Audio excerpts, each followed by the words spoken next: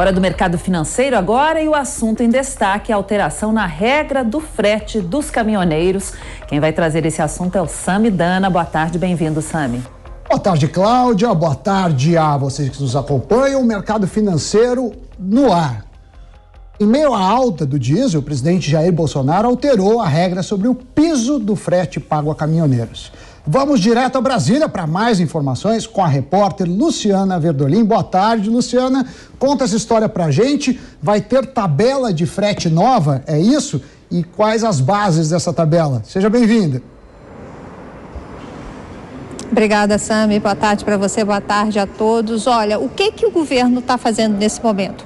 Facilitando o reajuste dessa tabela do frete, que normalmente era reajustada toda vez que o preço do óleo diesel aumentava em 10%. Agora reduziu pela metade toda vez que a oscilação do preço do óleo diesel no país for superior a 5%, muda a tabela do frete. Isso agrada aos caminhoneiros, levando em consideração que eles estão reclamando que os custos aumentaram muito. Segundo o próprio governo, que editou a medida provisória hoje, só de óleo diesel o caminhoneiro gasta cerca de 40% para garantir o frete. Então, nada mais justo, segundo aqui o Palácio do Planalto, do que possibilitar o reajuste dessa tabela, levando em consideração que você tem uma garantia maior à categoria, que é base de apoio do presidente Jair Bolsonaro.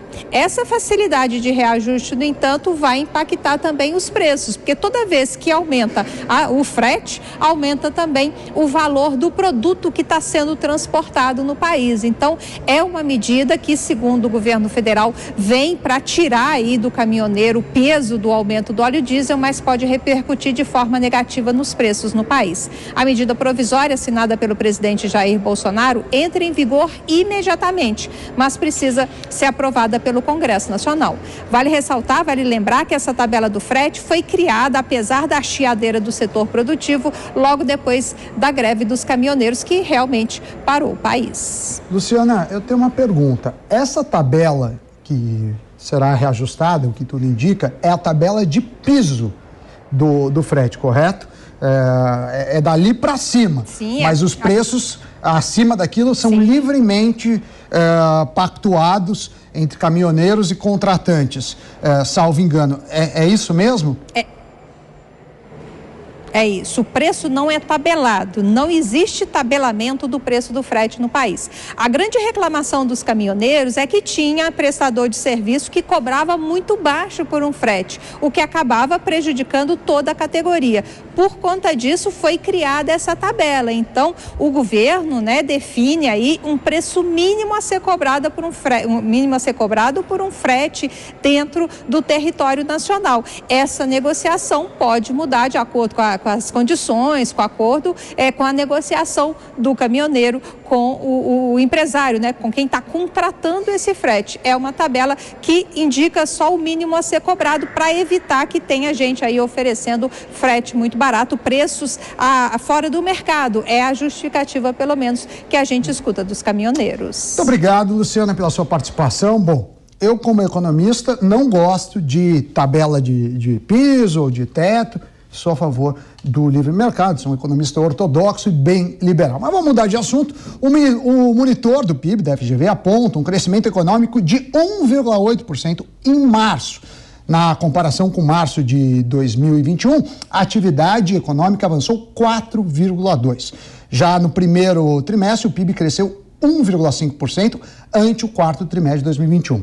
Em nota, a coordenadora do estudo, a Juliana Treste, destaca o desempenho do setor de serviços, que tem tido bastante fôlego para crescer após o forte impacto que teve com as medidas restritivas da pandemia. A gente tem o gráfico aqui, então você vê, esse é um indicador de PIB, a gente sabe que o PIB oficial é trimestral, ainda não saiu, o IBGE vai divulgar depois, mas a gente tem aí o monitor do PIB, dado positivo, dado bom para a economia. Claro, fevereiro tinha uma baita aceleração por conta de janeiro ter sido uma base muito ruim, mas agora a gente conseguiu crescer em cima do número já maior, número bom para a economia. Outro número que foi divulgado pela FGV hoje foi a inflação medida pelo IGP-10, também mostrou um número positivo, porque a gente teve uma desaceleração da inflação de 2,48 para 0,5%.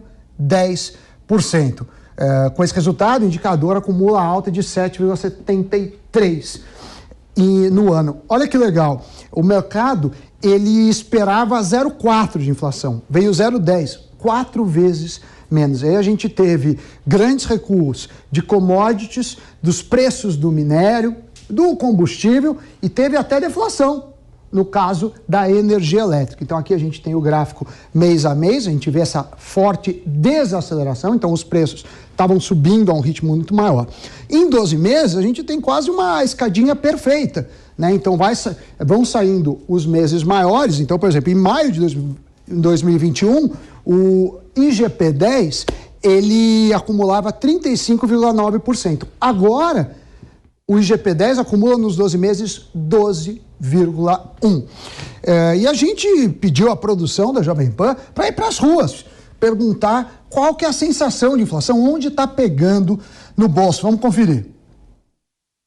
Na alimentação, com certeza. Carne, produtos básicos também, como arroz, feijão. Eu que moro sozinha, é muito complicado. Com certeza alimento e combustível. Olha, verduras em geral, tomate, cenoura, legumes, verduras, legumes e frutas. Carne, óleo e frutas e verduras em geral. A sorte é que a gente não usa tanto óleo perto do resto, né? Os laticínios, carne e o pesado, arroz, feijão, óleo, tudo aí tá para cima. Hortifruti, os básicos, mais ou menos as carnes, pães, por causa do trigo agora. Nossa, esses dias eu fui ver o preço do tomate. Eu achei uma grande diferença, assim, no preço do tomate. É um dos que eu vejo no momento que está mais pesado. Acho que na parte de petróleo, nos produtos que são derivados ou são importados, relacionados ao dólar. Agora, 14 horas e 57 minutos. Essa questão da inflação, a gente tem que lembrar que inflação baixa não quer dizer deflação. Os preços estão subindo, mas a um ritmo menor. E claro, como já vem de uma base muito alta, que é o mês anterior, as pessoas sentem e sentem muito, e aí vê como o poder de compra do brasileiro se desgastou. Mas eu tenho uma boa notícia para vocês, e pode ajudar quem está passando mais sufoco. Para ficar bem com o seu bolso e ter controle financeiro total, tem um curso que eu preparei junto ao Doni Denútil, que é o Faça as Pazes com as Suas Finanças. Acesse agora newcurso.com.br, nucursos.com.br e utilize o cupom, que é SDF, vem de Sami Dana Finanças, SDF, e tem um desconto de 10%. Uma notícia de última hora, o relator da MP do Voo Simples do Senado, o senador Carlos Viana, anunciou que deve alterar a medida que veio da Câmara e retirar o trecho que determina o retorno da gratuidade de bagagens. Segundo o senador, a medida não deve baratear as tarifas, já que o problema está no diesel. Vamos ouvir. Primeiro, porque o Brasil tem os acordos internacionais, 2, que dão livre tarifação. Então não há como na legislação a gente criar para as empresas regras dentro de tarifas. É um ponto discutível. O segundo ponto é que há uma irritação muito profunda, e é minha, com relação ao preço das passagens. Eu pagava R$400 numa pena Belo Horizonte-Brasília, hoje eu pago R$1.200. Então, os meus colegas, por exemplo, que moram em São Luís, que são distantes, estão pagando R$2.500, Aracaju. Só que não é dando direito de bagagem que o preço de passagem vai cair. O problema está no querosene, no combustível. Não vai ser a questão de gratuidade de bagagem que vai diminuir o preço de passagem.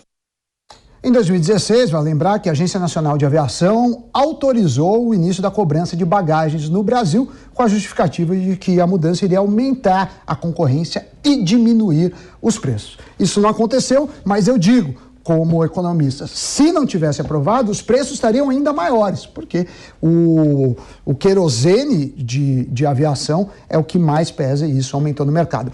Para fechar, vamos dar uma olhada como anda o dólar nesse momento. O dólar cai 2,32, forte queda aos R$ 4,94. O euro cai 1,27 aos R$ 5,21 e o Bitcoin sobe 1,10 aos 30.172 dólares. Temos Ibovespa para dar uma olhadinha.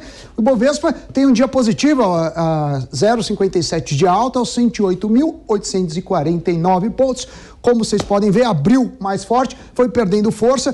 O motivo do dia positivo é que a China veio com dados melhores e então pode aliviar a Covid. E aí a gente vai ter uma economia mais próspera.